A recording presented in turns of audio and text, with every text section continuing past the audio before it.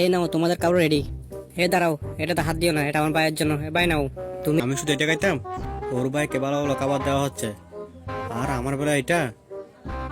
দাঁড়া, কিছু একটা উপায় বের করতে হবে। হ্যাঁ, বুঝতে পাইছি। টিস্যু পেপারটা নিয়ে এইভাবে রাখতে থাকি, যাতে চম্পা বুঝে এখানে কিছু দিছি আমি। এই তো চম্পা চলে আসছে, এখন দেখা যাক চম্পা কি করে। দাঁড়াও, এই কাপড়টা তুমি খাও, এটা আমার ভাই খাবে না। না, এটা তোমার ভাই কাক। না, এটা তুমিই খাও, আমার ভাইয়ের জন্য আমি আবার বানাবো। ওকে, আমি খাচ্ছি।